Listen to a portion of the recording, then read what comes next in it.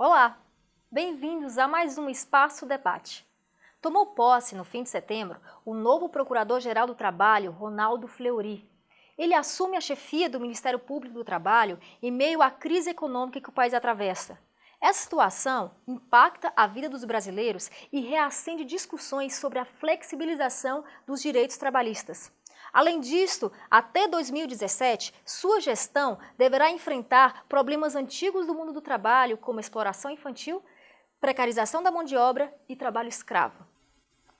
Parabéns pelo mandato, doutor Fleury, e obrigada pela presença. Para iniciar nossa conversa, vou perguntar algumas passagens que o senhor falou no seu discurso, né? O senhor falou sobre desafios e revitalizar a instituição. Que medidas o senhor pretende tomar e como elas vão impactar a vida dos brasileiros que procuram o Ministério Público do Trabalho?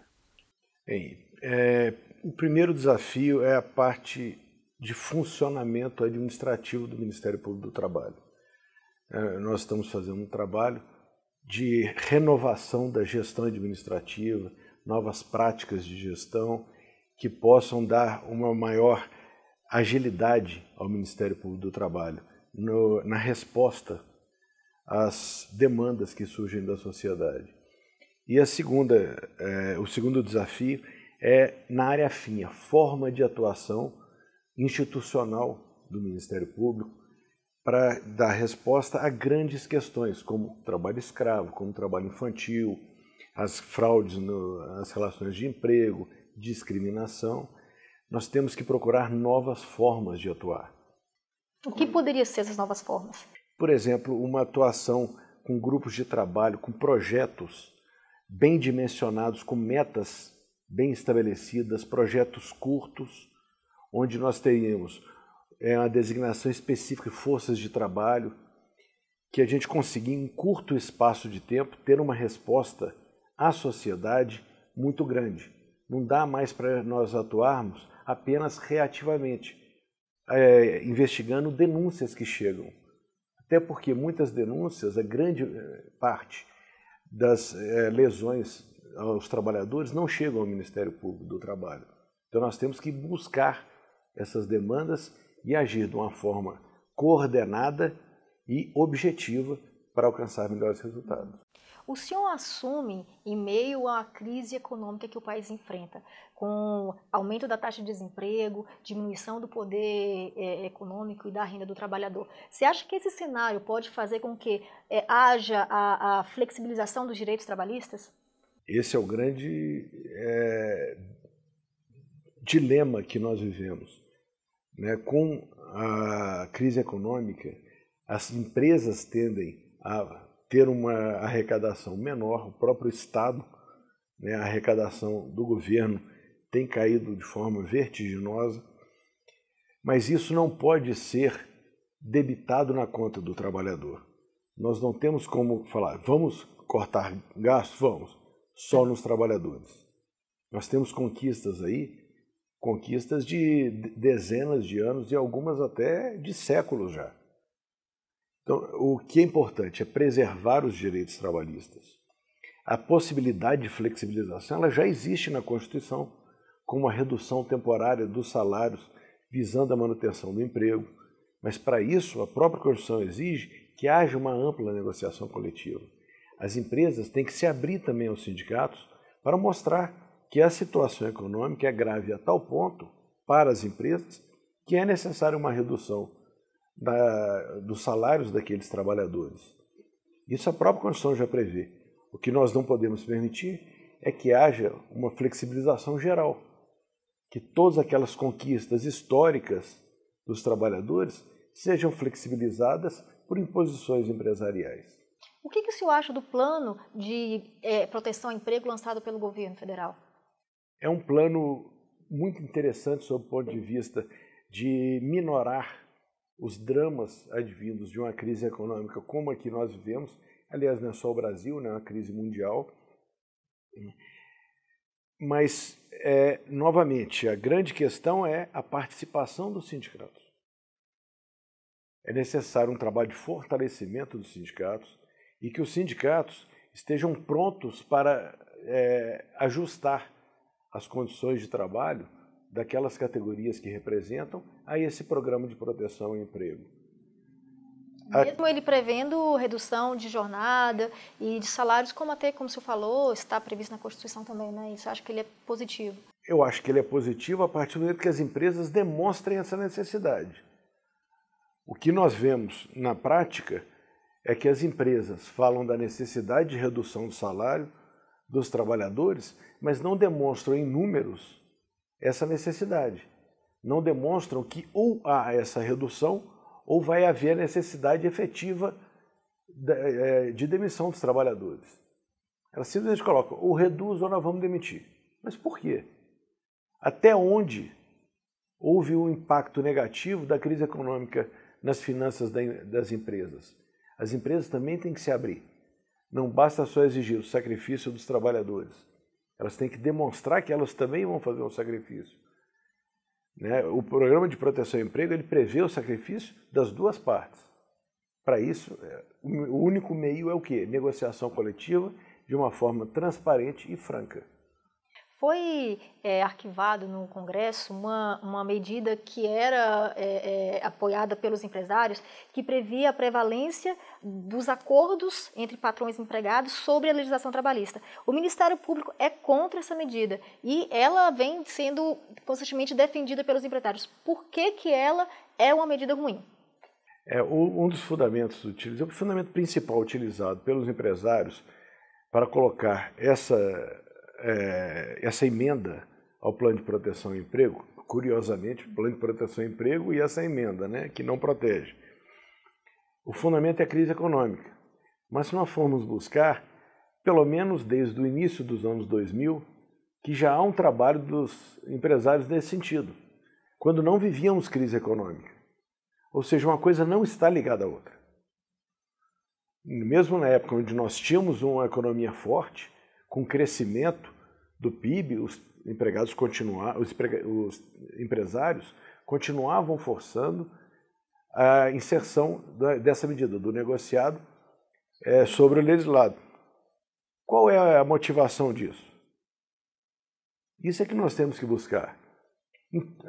O que mostra as experiências de todos os países é que onde isso foi implantado, ocorreu um aumento da informalidade, perda de direito dos trabalhadores. Nós vivemos num país continental onde não podemos comparar o sindicalismo praticado nos grandes centros como Rio, São Paulo, Belo Horizonte, a um sindicalismo que nós temos em diversos rincões do Brasil, quando ele existe.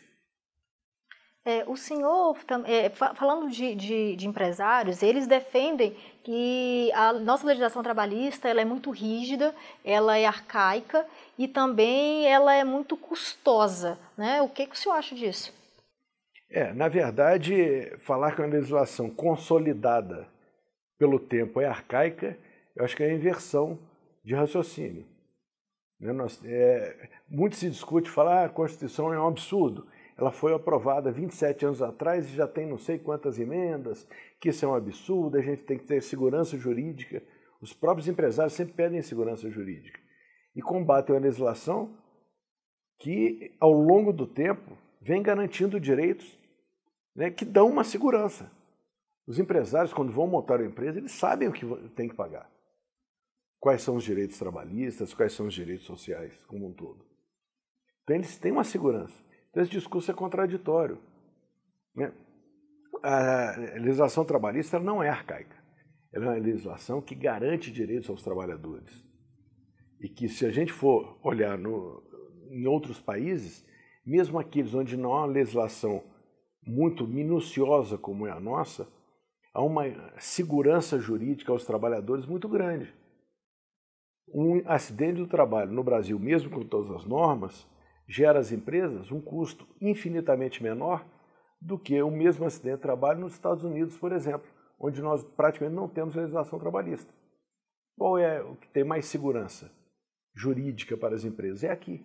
Porque aqui eles sabem o que eles têm que fazer e têm uma ideia do quanto eles vão pagar em caso de acidente, o que não ocorre nos Estados Unidos, por exemplo. Doutor Fleury, é possível compatibilizar as demandas trabalhistas com o atual cenário de crise? Dá para fazer isso? Dá. É possível essa compatibilização. é muito difícil. As negociações coletivas tendem a ser negociações mais duras, né, mais morosas, porque os interesses envolvidos passam a ser interesses mais radicais. Mas é possível, desde que haja um convencimento de ambas as partes das necessidades, né, de manutenção do próprio emprego, eu tenho certeza que capital e trabalho encontrarão soluções. Para isso é essencial que ambos deixem de se enxergar como inimigos. Os empresários e os trabalhadores têm que se enxergar como um corpo só, que é a manutenção da empresa e a manutenção dos empregos. Um depende do outro. Temos que desarmar e negociar exaustivamente. O grande segredo para haver essa compatibilização é, sem dúvida, a negociação coletiva de forma desarmada. O senhor acha que nesse contexto, nesse cenário de crise, esse cenário exige uma mudança no papel do procurador do trabalho? Exige os procuradores, eles têm que estar mais abertos a promover a negociação. Eu acho que é papel, sim, do Ministério Público do Trabalho, dos procuradores do trabalho, facilitar a negociação coletiva, seja atuando como árbitro, seja atuando como mediador. Nós temos uma vasta experiência nessa atuação de mediação. A arbitragem nem tanto, porque a própria arbitragem no Brasil ela é muito pouco praticada. Mas na área de mediação nós temos já uma vasta experiência há muito tempo. Eu faço mediação e nós temos sempre que buscar um equilíbrio. E o grande desafio está em o Ministério Público, os procuradores, verem que hoje os interesses colocados numa negociação são interesses mais graves do que existia há 5 a 10 anos atrás, que é a manutenção do trabalho. Trabalho é dignidade. Está intimamente ligado à dignidade do trabalhador, ele ter um trabalho, ele ter uma renda, ter como sustentar sua família. Esse é o desafio. Mudar um pouco a nossa forma de enxergar essa negociação coletiva, sem abrir mão daqueles direitos básicos, direitos à saúde do trabalhador, mas pensando na manutenção dos empregos, na existência das empresas também. O senhor falou em equilíbrio, né? Hoje a gente vive uma situação com os servidores públicos, né, que muitas categorias estão entrando em greve por não ter reajuste esse ano. Em muitos estados os servidores tiveram o salário equacionado e você ainda tem a iminência de uma greve geral em muitos setores, né? Como é que o senhor vê isso? E diante desse, como é que você vê a necessidade da regulamentação da lei de greve que prevê a Constituição? Pois é, nós estamos aí já com uma omissão legislativa de 27 anos. A nossa Constituição ela determinou que a greve do serviço público fosse regulamentada em 1988. Até hoje não há sequer um sinal de que essa regulamentação existe. Por que não há essa regulamentação? Infelizmente não é só a questão da greve dos servidores. Várias outras previsões constitucionais não foram observadas pelo Poder Legislativo. Uma série de questões políticas. A questão dos servidores públicos, a Constituição ela traz uma contradição gravíssima. Ela garante a possibilidade dos servidores se sindicalizarem, garante a possibilidade dos servidores fazerem greve, mas não prevê a negociação coletiva aos servidores. O que é uma contradição. Você pode fazer greve, mas você não pode negociar para sair da greve. Tanto que hoje a negociação coletiva ela é aceita, porque é um raciocínio absolutamente absurdo você não permitir a negociação. Hoje, esse limbo que estão os servidores com relação ao direito de greve, né, ele só pode ser analisado utilizando analogias sobre a lei de greve, a questão do princípio garantidor do direito de greve em geral previsto na Constituição. É essencial que tenha uma regulamentação, até para que nós saibamos, em determinadas categorias, que são extremamente graves, questões de segurança mesmo, como, por exemplo, polícia. Polícia pode fazer greve? Qualquer força que tenha poder de polícia armada, ela pode fazer greve? Procuradores podem fazer greve, magistrados, diplomatas. Isso tudo está num limbo. Então nós temos que ter essa regulamentação. Urge essa regulamentação, principalmente nesse tempo que nós vivemos essa questão da crise econômica. Mudando um pouco de assunto, o Brasil já teve muitos avanços, mas ainda persiste problemas sensíveis e antigos, como trabalho escravo, exploração infantil. Como é que se prevê a atuação nisso? Por que é tão difícil enfrentarmos essas questões? A questão do trabalho escravo, ela está diretamente ligada à forma como o ser humano se enxerga. Tem uma frase do Guimarães Rosa, que eu gosto muito de citar como mineiro que sou, que é: se todo animal inspira ternura, o que aconteceu com os homens? O ser humano, ele não inspira mais ternura no seu semelhante. Eu já tive a oportunidade de fazer inspeções na área do trabalho escravo, onde os animais eram muito mais bem tratados do que os trabalhadores.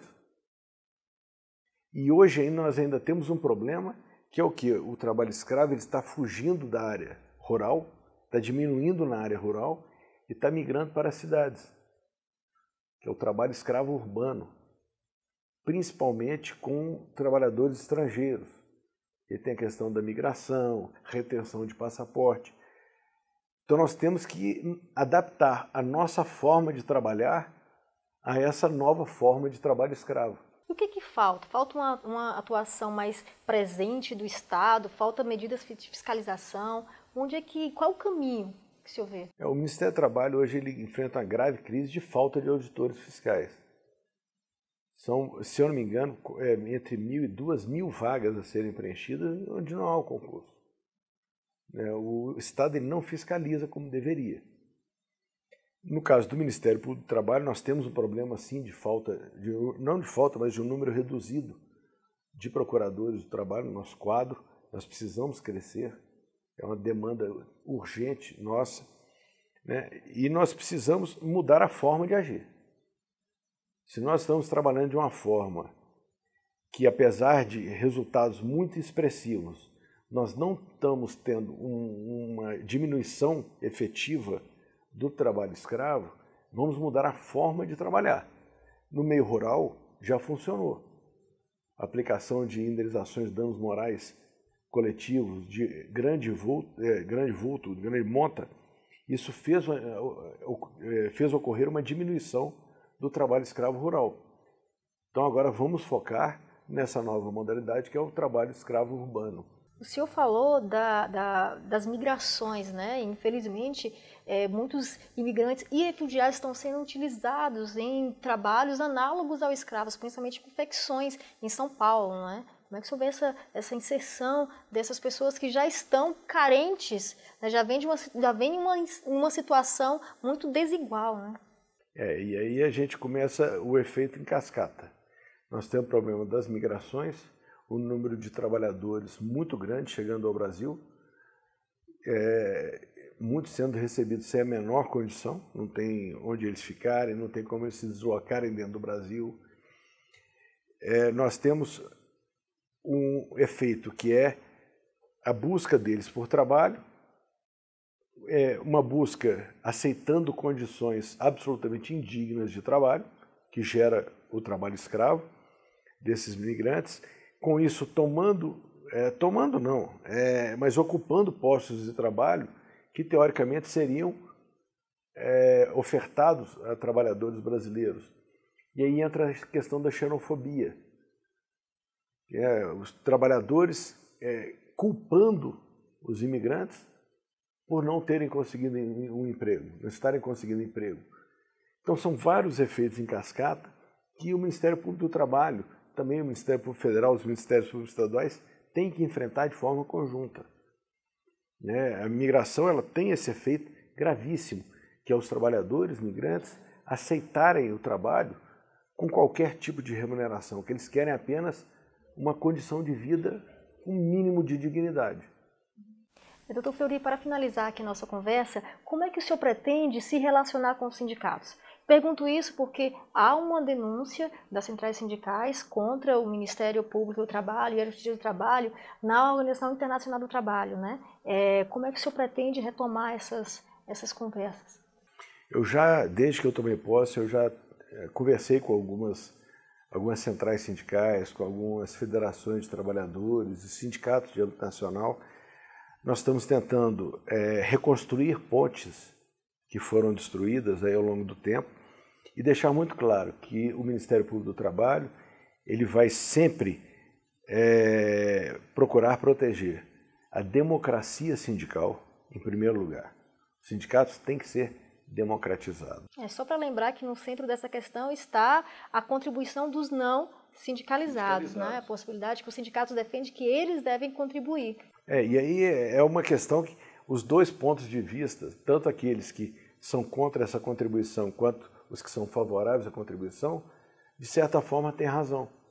O princípio da coletividade, da solidariedade, faz com que os trabalhadores tenham que contribuir para o sindicato, que o sindicato defende a todos.